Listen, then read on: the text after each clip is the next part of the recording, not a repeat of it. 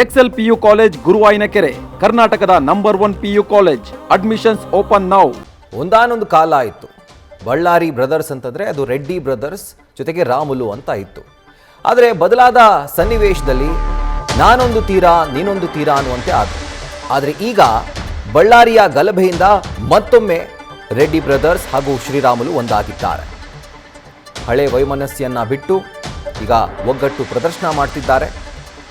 ಜನಾರ್ದನ್ ರೆಡ್ಡಿ, ಸೋಮಶೇಖರ್ ರೆಡ್ಡಿ, ಶ್ರೀರಾಮುಲು ಮತ್ತೊಮ್ಮೆ ನಾವೆಲ್ಲರೂ ಒಂದಾಗಿದ್ದೇವೆ ಅನ್ನುವಂಥ ಸಂದೇಶವನ್ನು ಕಾರ್ಯಕರ್ತರಿಗೆ ರವಾನೆ ಮಾಡಿದ್ದಾರೆ. 2011 ಬಳಿಕ ಬೇರೆ ಬೇರೆ ಕಾರಣಕ್ಕೆ ಎಲ್ಲರೂ ಕೂಡ ದೂರ ಆಗಿದ್ರು. ನಂತರ ಜನಾರ್ದನ್ ರೆಡ್ಡಿ ಅವರು ಹೊಸ ಪಕ್ಷವನ್ನು ಸ್ಥಾಪನೆ ಮಾಡಿದ್ರು, ಅಭ್ಯರ್ಥಿಗಳನ್ನು ಹಾಕಿದ್ರು, ವೋಟ್ ಡಿವೈಡ್ ಆಗೋ ರೀತಿ ಮಾಡಿದ್ರು. ಶ್ರೀರಾಮುಲು, ಸೋಮಶೇಖರ್ ರೆಡ್ಡಿ ಆದಿಯಾಗಿ ಎಲ್ಲರೂ ಕೂಡ ಸೋಲೋ ಹಾಗೆ ಮಾಡಿದ್ರು. ಬಟ್ ಈಗ ಮತ್ತೊಮ್ಮೆ ಈ ಗಲಭೆ ಪ್ರಕರಣದಿಂದ ಇವರು ಒಂದಾಗಿದ್ದಾರೆ. ಸೊ ಎಲ್ಲೋ ಒಂದು ಕಡೆ ಬಳ್ಳಾರಿಯ BJP ಕಾರ್ಯಕರ್ತರು ಏನು ಆ ಒಂದು ಬಯಕೆಯನ್ನು ಇಟ್ಕೊಂಡಿದ್ರು,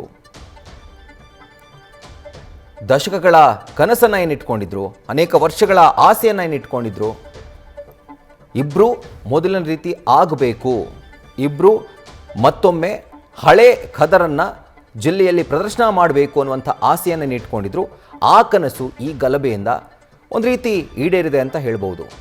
ಡೀಟೇಲ್ಸನ್ನು ಕೊಡ್ತಾರೆ. ಇದರ ಕುರಿತಾಗಿ ನಮ್ಮ ಪ್ರತಿನಿಧಿ ಮತ್ತೊಮ್ಮೆ ಶಿವಾನಂದ್ ಲೈವ್ನಲ್ಲಿ ಜಾಯ್ನ್ ಆಗ್ತಾ ಇದ್ದಾರೆ. ಶಿವಾನಂದ್, ಈಗ ಬಳ್ಳಾರಿಯ BJP ಕಾರ್ಯಕರ್ತರಿಗೆ ಇದ್ದದ್ದು ಒಂದೇ ಆಸೆ, ಮೇಲ್ಮೇಲೆ ನಾಯಕರು ಒಂದಾಗಿದ್ದಾರೆ, ರೂಟ್ ಲೆವೆಲ್ನಲ್ಲಿ ಕನೆಕ್ಟ್ ಆಗಬೇಕು, 2011 ಹಿಂದೆ ಇದ್ದಂಥ ಆ ಗತಕಾಲದ ಸ್ನೇಹದ ವೈಭವ ಮತ್ತೊಮ್ಮೆ ಮರುಕಳಿಸಬೇಕು ಅಂತ ಹೇಳಿ. ಸೊ ಎಲ್ಲ ಒಂದು ಕಡೆ ಒಂದು ಗಲಭೆ ಪ್ರಕರಣ ಇಂಡೈರೆಕ್ಟ್ ಆಗಿ ಅದಕ್ಕೆ ನೆರವು ಮಾಡಿಕೊಟ್ಟಿದೆ ಅಂತ ಅನಿಸ್ತಾ ಇದೆ. ರಾಹುಲ್, ಮುಖ್ಯವಾಗಿ 2008ರಲ್ಲಿ ರೆಡ್ಡಿ ಬ್ರದರ್ಸ್ ಅಂದ್ರೆ ಅದು ರಾಜ್ಯ ಮಟ್ಟದಲ್ಲಿ ಪ್ರಾಬಲ್ಯವನ್ನ ಹೊಂದಿದ್ರು. ಜೊತೆಗೆ ರಾಮುಲು ರೆಡ್ಡಿ ಅಂದ್ರೆ ಅದು ಒಂದು ರಾಜಕಾರಣದ ದಿಕ್ಕನ್ನೇ ಬದಲಿಸುವಂತ ಒಂದು ಶಕ್ತಿಯನ್ನ ಉಳ್ಳವರಾಗಿದ್ರು. ಅದಾದ ನಂತರ ಒಂದಷ್ಟು ಬದಲಾದ ರಾಜಕೀಯ ಸನ್ನಿವೇಶದಲ್ಲಿ ರೆಡ್ಡಿ ಬ್ರದರ್ಸ್ ಹಾಗೆ ರಾಮುಲು ಮಧ್ಯೆ ಬಿರುಕು ಮೂಡಿತ್ತು.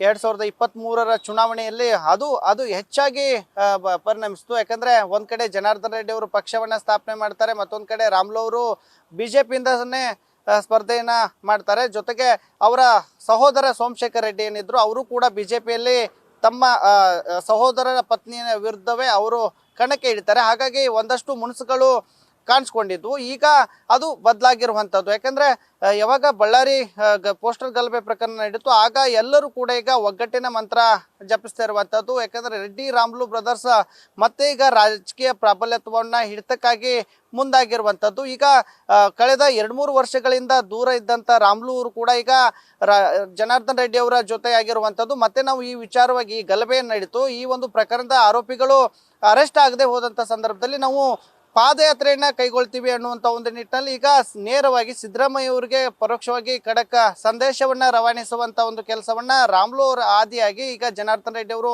ಮಾಡಿರುವಂಥದ್ದು. ಜೊತೆಗೆ 1 ದಶಕಗಳಿಂದ ಜನಾರ್ದನ್ ರೆಡ್ಡಿ ಅವರಿಂದ ಅಂತರ ಕಾಯ್ದುಕೊಂಡಂತ ಅವರ ಹಿರಿಯ ಸಹೋದರ ಏನು ಕರುಣಾಕರ್ ರೆಡ್ಡಿ ಇದ್ದಾರೆ, ಅವರು ಕೂಡ ಈ ಒಂದು ಪ್ರಕರಣ ಆದ ನಂತರ ಅವರ ಮನೆಗೆ ಭೇಟಿಯನ್ನ ನೀಡಿರುವಂಥದ್ದು. ಜೊತೆಗೆ ನಿನ್ನೆ ಜೊತೆಗೆ ನಾನಿದ್ದೀನಿ ಅನ್ನುವಂಥ ಒಂದು ಧೈರ್ಯವನ್ನ ತುಂಬುವಂತ ಒಂದು ಕೆಲಸವನ್ನ ಮಾಡಿರುವಂಥದ್ದು.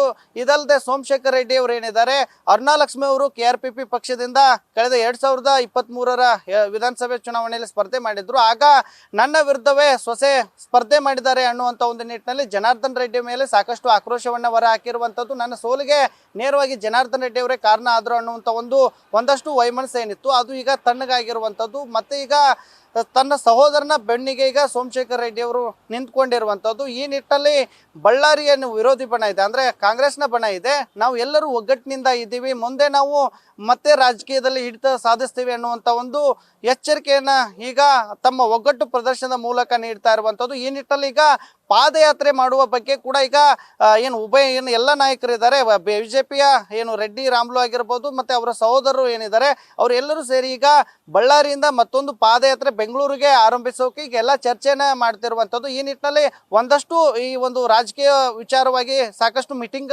ಮೇಲೆ ಕೂಡ ಈಗ ಜನಾರ್ದನ್ ರೆಡ್ಡಿ ಅವರ ನಿವಾಸದಲ್ಲಿ ನಡೀತಾ ಇರುವಂಥದ್ದು. ತಮ್ಮ ಬೆಂಬಲಿಗರಿಗೂ ಕೂಡ ಒಂದು ರೀತಿಯಾಗಿ ಇವರು ಏನು ಮುನಿಸಿತ್ತು, ಆಗ ನಾವು ಯಾರ ಪರವಾಗಿ ನಿಲ್ಬೇಕು, ಯಾರು ನಮ್ಮ ನಾಯಕರಂತ ಹೇಳ್ಕೊಳ್ಬೇಕು ಅನ್ನುವಂಥ ಒಂದು ನಿಟ್ಟಿನಲ್ಲಿ ಬಿಜೆಪಿ ಕಾರ್ಯಕರ್ತರಾಗಿರ್ಬೋದು ಮತ್ತೆ ಅವರ ಬೆಂಬಲಿಗರ ಪಡೆಗೂ ಕೂಡ ಒಂದಷ್ಟು ಗೊಂದಲ ಇತ್ತು. ಈಗ ಇವರೆಲ್ಲರೂ ಕೂಡ ಒಂದಾದ ಮೇಲೆ ಈಗ ಕಾರ್ಯಕರ್ತರಾಗಿರ್ಬೋದು ಮತ್ತೆ ಬೆಂಬಲಿಗರು ಕೂಡ ಸಾಕಷ್ಟು ನಿಟ್ಟುಸಿರು ಬಿಟ್ಟಿರುವಂಥದ್ದು, ಸಾಕಷ್ಟು ಸಂತಸವನ್ನು ವ್ಯಕ್ತಪಡಿಸ್ತಾ ಇರುವಂಥದ್ದು. ಯಾಕಂದ್ರೆ ನಾವು ಎಲ್ಲರೂ ಒಗ್ಗಟ್ಟು ಯುನಿಟಿ ಆಗಿದ್ದಾಗ ನಾವು ಮತ್ತೆ ರಾಜಕಾರಣದಲ್ಲಿ ಹಿಡಿತು ಸಾಧಿಸಬಹುದು ಅನ್ನುವಂಥ ಒಂದು ನಿಟ್ಟಿನಲ್ಲಿ ಈಗೆಲ್ಲ ತಯಾರಿಗಳನ್ನ ಮಾಡ್ಕೊಳ್ತಾ ಇರುವಂಥದ್ದು. ರಾಹುಲ್.